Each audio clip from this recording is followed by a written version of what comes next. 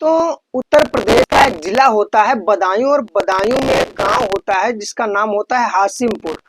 और उस हाशिमपुर में एक लड़की रहती है जिसका नाम मुस्कान होता है।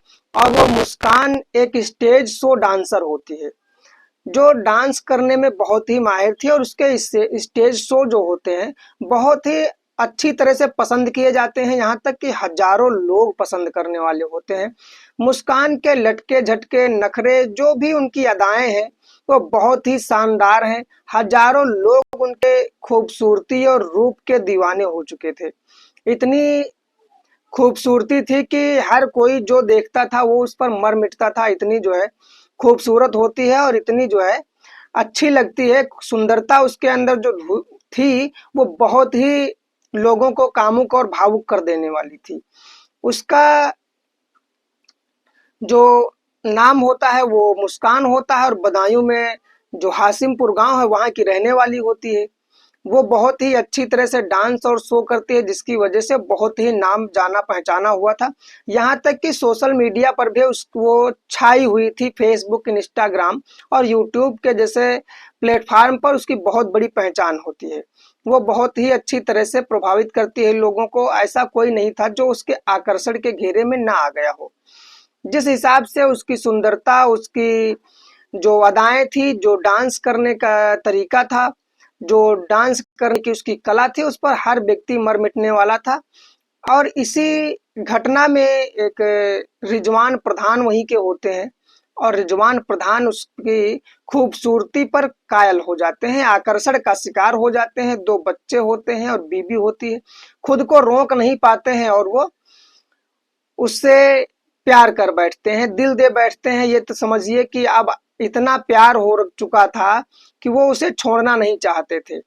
एक ही शो में गए थे, उसके बाद में उन्होंने उसके जितने सारे 3-4 महीने में शो हुए थे सारे शो पर जाने लगे थे, और ये उसको अपने प्यार की फरमान सुना दिए और कहा कि मैं तुमसे प्यार करता हूँ और तुम्हारे साथ रहना चाहता हूँ।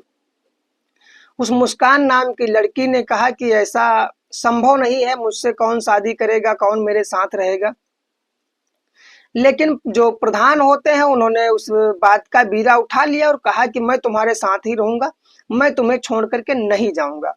जब ये सारी बातें मुस्कान के दिल दिमाग तक छा जाती हैं तो मुस्कान की समझ में आता है कि हो सकता है शायद ये सच बोल रहे हों और मुझे इनका साथ कर लेना चाहिए। और उस लड़की ने उसका साथ कर लिया प्रधान का। प्रधान जी अब उस लड़की के साथ में रहते थे। यहाँ तक कि जब प्रधान जी की प्रधानिन को पता चला, जो महिला प्रधान थी, दरअसल रिजवान प्रधान थे भी नहीं, उनकी जो पत्नी होती है वो प्रधान होती है। और ये जो रिजवान होते हैं वो जाकर के उस मुस्कान से शादी कर लेते हैं। मुस्कान के और इनके बीच में जो संबंध थे वो अटूट हो चुके थे। एक दूसरे को बहुत अच्छी तरह से चाहने लगे थे। एक दूसरे के साथ में रहने का जो आनंद था वो इनको बहुत ही मिलने लगा था। अब ये दोनों एक दूसरे से अलग नहीं होना चाहते थे, जुदा नहीं होना चाहते थे। तो फिर उन्होंने जाकर के जो भी धार्मिक तरीका चुना, उस धार्मिक तरीके के अनुसार इन्होंने उस लड़की मुस्कान से शादी कर ली। मुस्कान की और रिजवान की जब शादी हो गई तो फिर ये बात जो प्रधान की प्रधानिन थी उन्हें भी मालूम हो गई। जब प्रधानिन को मालूम हुई ये बात तो प्रधानिन जो है बहुत थोड़ा, हर व्यक्ति के अंदर गुस्सा, गर्मी और तनाव हो गया। तनाव के बाद में एक समझौता हुआ, एक फैसला हुआ कि वो कुछ समय प्रधानिन के पास रहेंगे और कुछ समय मुस्कान के साथ रहेंगे। जब मुस्कान और प्रधानिन की जो ऐसी बातें हुई, जो समझौता हुआ, उसमें वो एक समय निर्धारित किया गया और उस समय के अनुसार मुस्कान और प्रधानिन के साथ में रहने लगे।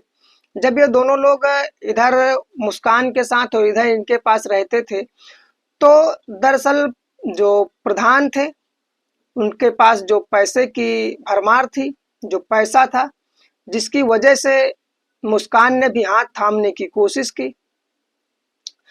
तो मुस्कान ने उनसे जो पैसे की डिमांड रखी वो 10,000 रुपए रखी। आखिर मुस्कान ने पैसे की डिमांड क्यों रख दी रिजवान के आगे? क्योंकि रिजवान को अब उसके डांस शो से नफरत होने लगी थी और वो डांस शो नहीं करवाना चाहता था। अपने घर में और अपने पास में बस रखना चाहता था। उसे अब डांस शो जो उसका स्टेज शो था वो उसे बुरा लगने लगा था। अब उसे इस चीज से नफरत हो गई थी। अब उनका कहना था कि वो डांस शो ना करें, वो आराम से घर में रहें, जो खर्चे हैं मैं उठाऊंगा। लेकिन एक डांस शो करने वाली लड़की जिसको 10,000 20,000 एक दिन का रुपया मिलता हो, पैसा मिलता हो, वो 10,000 रुपए के महीने खर्च पर कैसे जी सकती है? ये उस लड़की के बारे में सोचने की जो बहुत ही दयनीय स्थिति थी कि वो 10,000 में अपना जीवन कैसे एक महीने चलाएगी। जो लड़की वैसे तो चलाने के लिए चल जाता है 10,000 में, जो पैसे मिल रहे थे वो एक सीमित खर्च के मिल रहे थे। लेकिन जब पैसे कमाने की कला हो और पैसे ज्यादा कमा सकता हो इंसान, तब उसके खर्चे थोड़ा अलग हो जाते हैं और ज्यादा हो जाते हैं, जिसकी वजह से वो फिर कम पैसे में गुजारा करना मुश्किल समझने लगता है। और उसके लिए मुश्किल था क्योंकि वो महीने में लाखों रुपए कमा रही थी और वो 10,000 रुपए लेकर के और पा करके वो अपने जीवन को उस स्तर पर नहीं चला सकती थी जिस स्तर पर वो चलाना चाहती थी। आखिर उसकी आदतें भी तो हो गई थी उस स्तर के पर जीने की।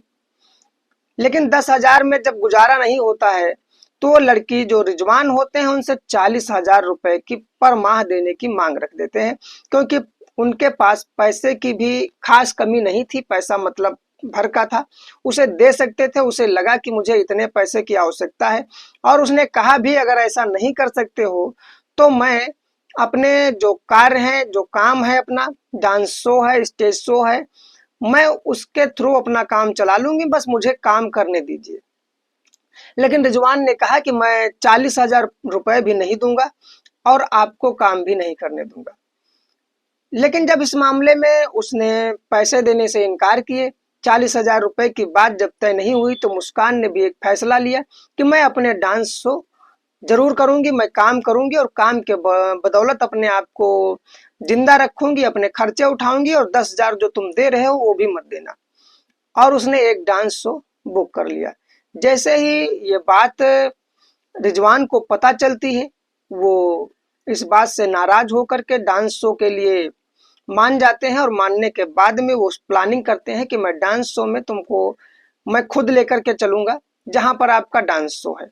और जब वहां पर डांस शो पर शाम का टाइम आता है, डांस शो पर ले जाने की बात आती है, तब रिजवान उसे उसके घर पर जाता है और घर पर से उसे स्कूटी पर बिठाता है। स्कूटी पर बिठा करके लेकर के उस तरफ चल देता है जहां पर उसे डांस शो में जाना था। रास्ते में पहुंचा ही था तब तक एक व्यक्ति खड़ा मिलता है और उस व्यक्ति से कहता है कि तुम गाड़ी पर बैठ लो। वो रिजवान का दोस्त होता है और वो गाड़ी पर बैठ लेता है। गाड़ी पर बैठने के बाद में रिजवान का जो दोस्त होता है वो उससे रिजवान कहते हैं कि तुम गाड़ी चलाओ, मैं मुस्कान के साथ पीछे बैठ लेता हूँ।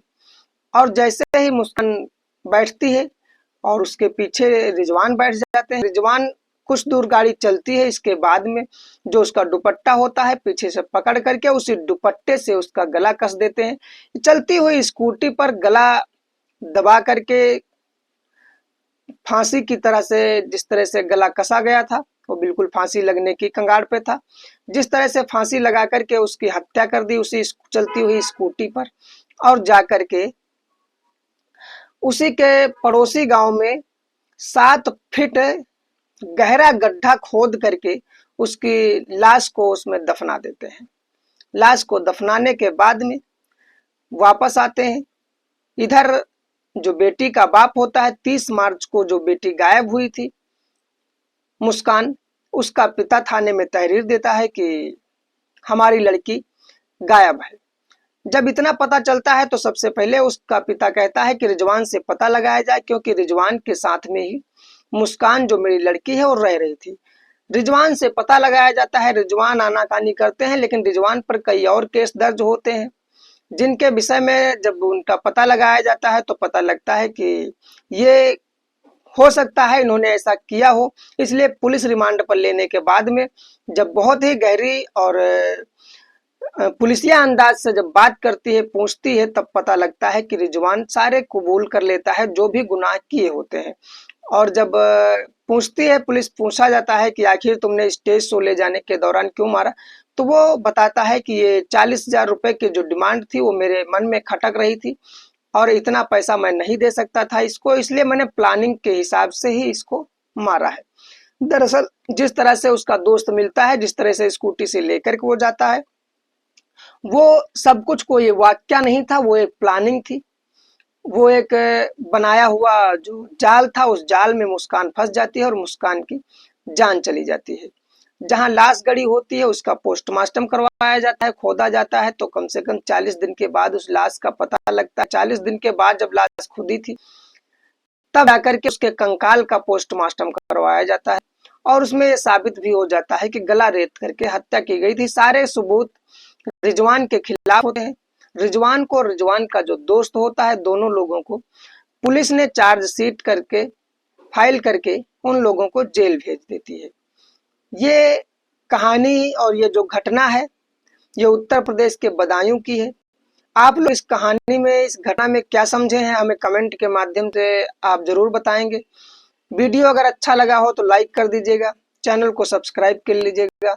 मिलते हैं कल रात 8 बजे एक और नई सच्ची घटना में। तब तक के लिए आप लोगों को नमस्कार, धन्यवाद, जय हिंद।